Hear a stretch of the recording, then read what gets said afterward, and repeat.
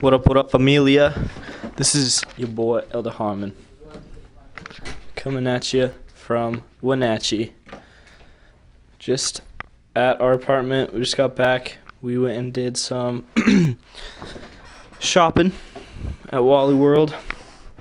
And then we went and dropped off the sisters at the dentist because one of them had an appointment. And then we went to the bank so the Elder Cannon could deposit some money. And then as we're pulling away from the bank, we had a flat tire. So we parked and we looked at it, we jacked it up, and we found out that our car does not have a spare tire. So yeah, that was super weird. So we called Les Schwab. They came, and we had to wait for like an hour total. They came, looked at the tire. They're like, we can't just like air this up and have you come down there. So we're going to have to take the tire off, take it down to Les Schwab, fix it, bring it back, put it on. So we're like, okay. So we were just chilling outside our car for like an hour, waiting for that to happen. So that was super lame. Kind of threw a wrench in our plans for today, but that's all right. So yeah, our week was super good. A lot of good stuff happened. We found some new people. We found like 6 new investigators this week. There's a ton of people in Wenatchee. I love it. It's amazing. Let's see. So I didn't send an email last week, but I did make a voice recording, so I'm going to send that with this one. So yeah, let's see. I'll give you the update on our peeps. So Nancy, she decided to move out one day this week because she was not getting along with her family.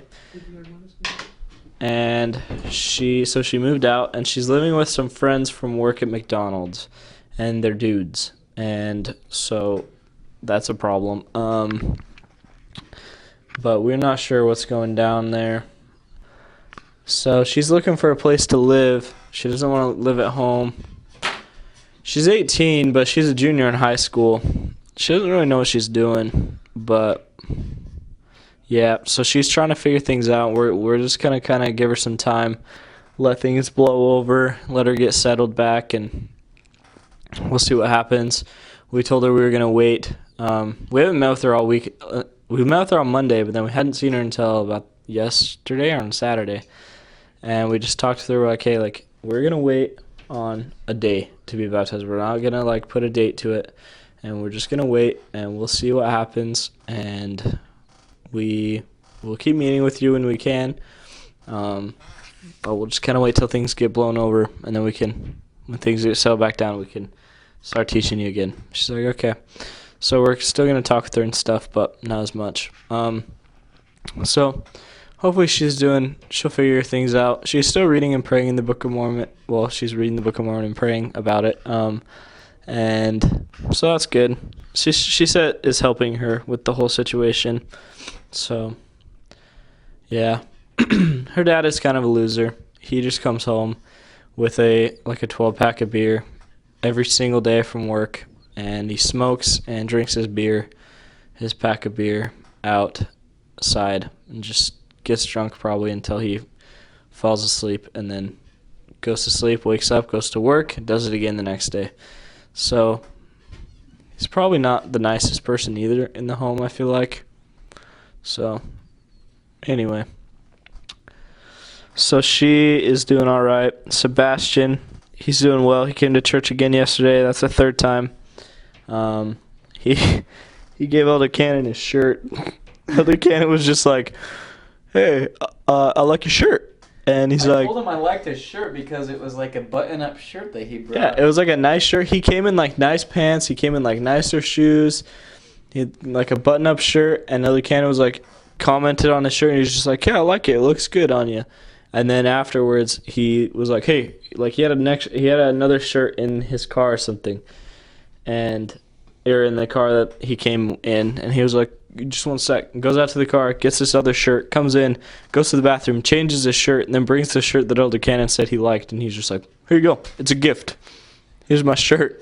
So Elder Cannon got a new shirt that does not fit him at all. And it smells funky. And it smells like a homeless person.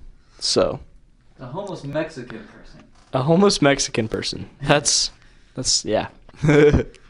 Anyway, so he's doing all right. We're still working with him to work towards the 17th to be baptized. We don't know if that'll have to be pushed back or not. Probably just because we're not able to meet with him very much. But he's doing well. Let's see.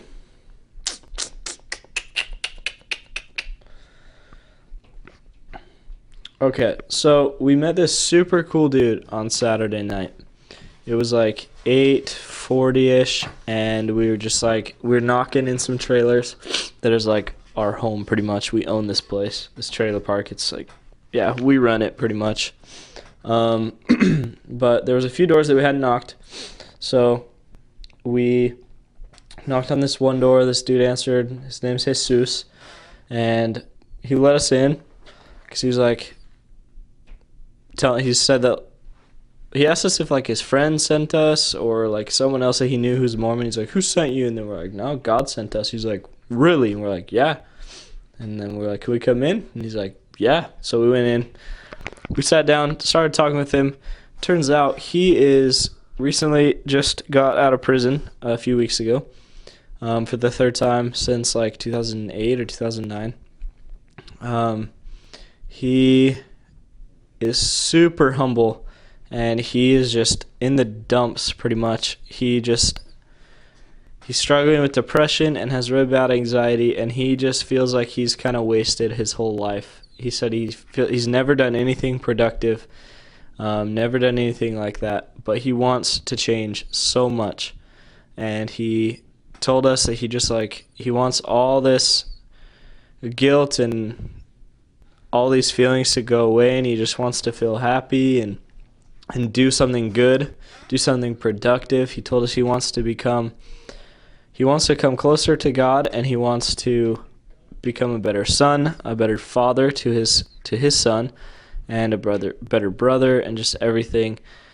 And he was just super humble about the whole thing, and he was super, I don't know, he's just so cool. Elder Cannon and I were talking about it. Like, on a mission, you feel the love for your investigators that God has for them. Like, as they tell you about themselves and about their life, you can literally feel like God's love for them. And that's pretty much with everyone, depending on the situation. Edwin. But for the most part, you feel the love that God has for them. And with Jesus the other night, it was probably like the most I have felt that not my whole mission, but a lot. It was a very, I don't know even how to explain it. We could both just feel it.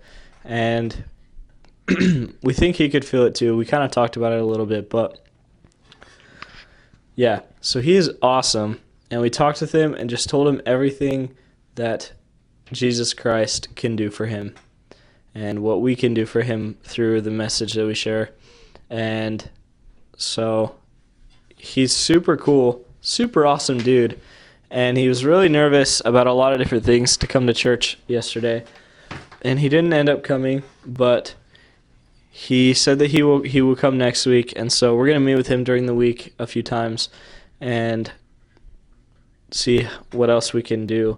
So that'll be super cool. He is awesome. It was really fun just to be able to talk with him, and yeah, it's pretty cool being able to do that.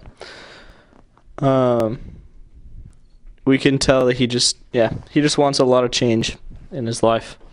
So he's perfect for the gospel pretty much right now. Let's see what else happened. We had exchanges with Elder Entz and Elder Burbank. Fun fact, Elder Entz knows the Fowers, Cody and Amy, I think her name is. I don't know. Our cousins, the Fowers. He knows them. He's in their home ward. And so that's pretty cool. He said that he's pretty tight with them. He went skiing and stuff sometimes with them, and Cody used to be his bishop or something. So that's pretty cool. Small world. He probably knows them better than I do, honestly. I don't know them very well, but yeah. Anyway, so that's cool. Elder Entz knows them. I went with Elder Entz on exchanges, and it was a lot of fun. We talked about a lot of stuff, and he's a cool kid, cool guy. But let's see, what else?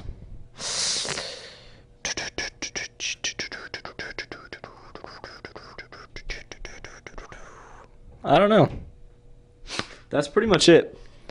All the highlights, I think. Oh, yeah, sorry, I almost forgot. So transfer calls were on Saturday, and Elder Cannon and I are both staying. Whoop, whoop. And Elder Palacios, one of the elders we live with, he's being transferred to Chelan to go be with Elder Walters. So he's taking Elder Verapalumbo's spot up in Chelan. And Elder Verapalumbo got called as a district leader, so that's cool. I don't know where he's going yet. I'll find out today. But, yeah, so that's pretty cool. Also, Elder Fordham, one of my old companions, I did the second half. I trained him in Yakima, my first transfer in Yakima. And so he's coming to Wenatchee in another area, so that'll be cool. But yeah, pretty much half the zone. There's 24 of us here, and only 4 of us are not being affected by transfers. So there are 10 missionaries who are leaving and 10 coming back in. One sister is going home from our zone. But yeah, and this transfer will be a sick one. We got a lot of stuff going on. It's going to be really cool. This coming Saturday, we have a conference in Kennewick. It's a mission meeting with our mission and the Kennewick mission, where an Apostle Elder Anderson will be coming to speak with us and the Kennewick mission. So that'll be super cool. Get to hear from an apostle on Saturday. Yeah, that's pretty much it. So I will end this recording because there's nothing more to say. But we're doing well. Wenatchee's sweet. Love it. Still miss Olmec, but it's okay. Oh, some news. Olmec Gators are doing well. My Olmec investigators are doing well. So that's exciting. Found out that this lady that I talked to on the street one day, and then we were never able to see again, her and her 2 kids were on date for baptism. So, yeah, that's pretty cool. Yep, so that's it for this week. I will talk to y'all next week. Love ya. Deuces.